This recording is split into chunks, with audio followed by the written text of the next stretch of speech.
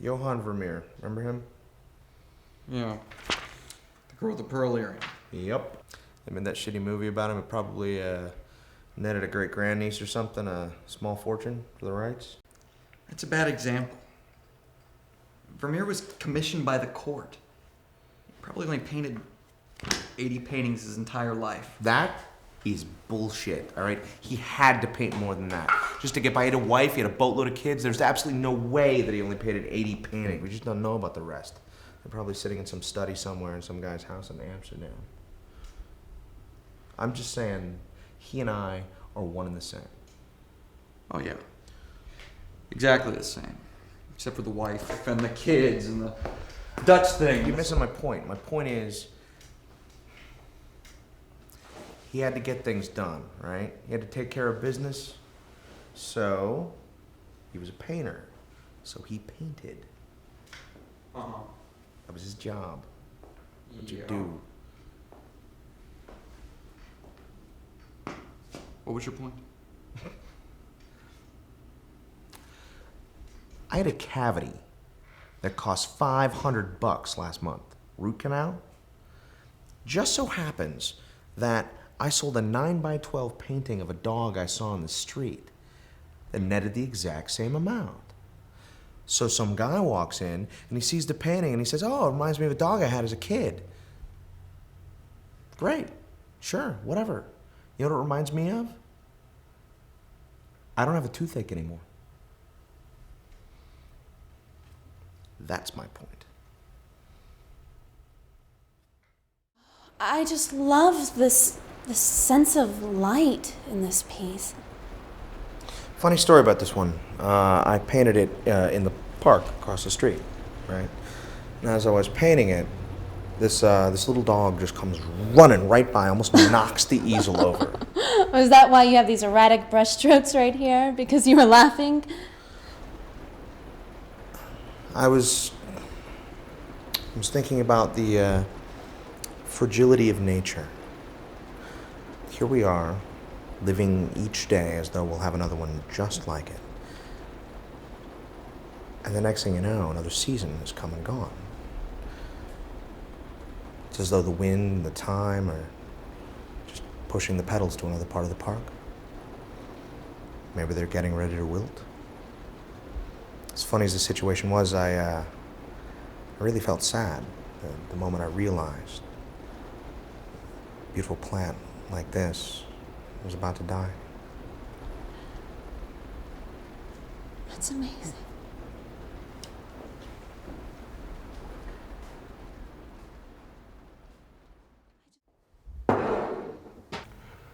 Still think I'm a sellout? No. I know you sold out.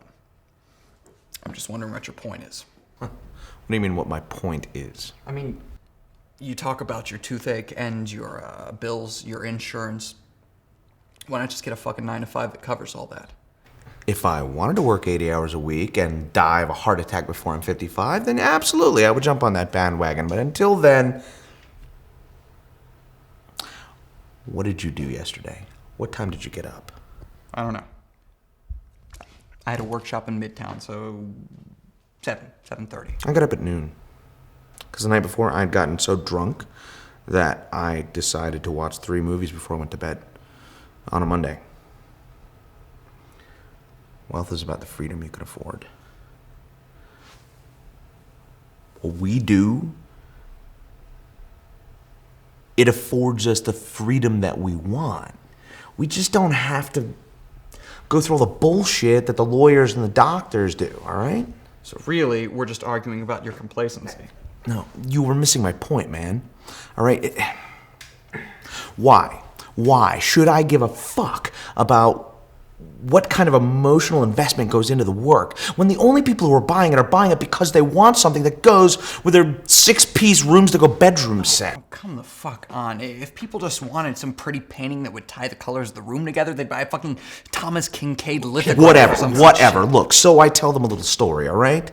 So what? It makes them buy me over some other artist, all right? It's business. I am not in the business of bullshit. All of those stories you feed to your clients, I actually feel those when I paint. Do you hear yourself? Do you actually listen to yourself sometimes? Do you know what you sound like?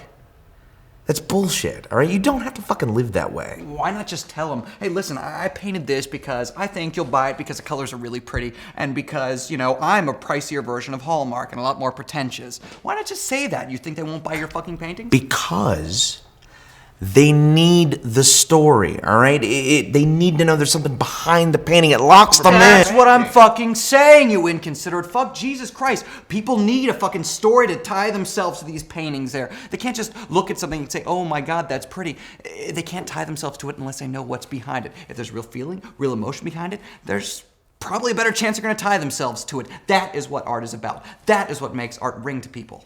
That is art school bullshit. Well, this is fucking cynical rationalization.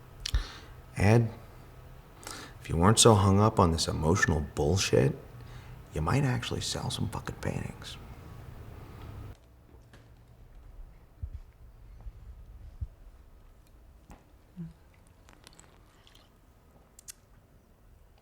One morning, you're gonna wake up, and you're gonna get out of bed, and you're gonna trot to the bathroom, and you're gonna look in the mirror. And you're gonna see in your eyes that you can't do it another day. You're gonna see, I can't fucking fake it another day. You're gonna wish for some sliver of the emotion I feel when I paint. And you know what? If you're lucky, you'll get it. Because when you do, you might actually be great. But chances are, it's not gonna happen. And you're not gonna be able to deal with it. I'm gonna feel real bad for you on that day. Just fucking consider it, all right? Otherwise, you're gonna spend your entire life striving for mediocrity.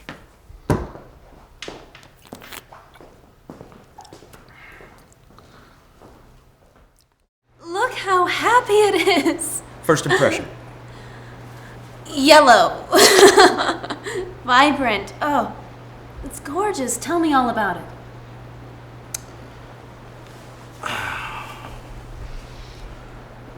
Let's see.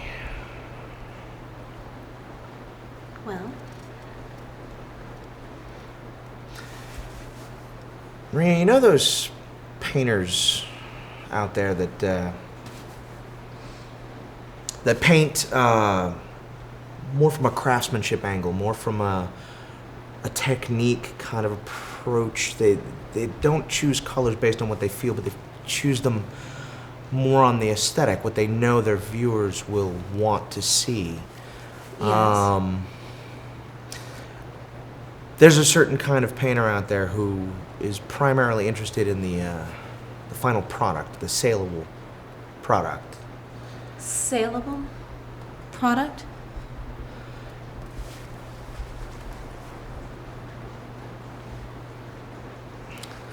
You know how you can tell the difference between those kind of painters' work and my work? When you look at my work, right? When you look at my work, what do you see? What do you feel? When you see an artist's work who's motivated from the heart, you feel something. You're moved.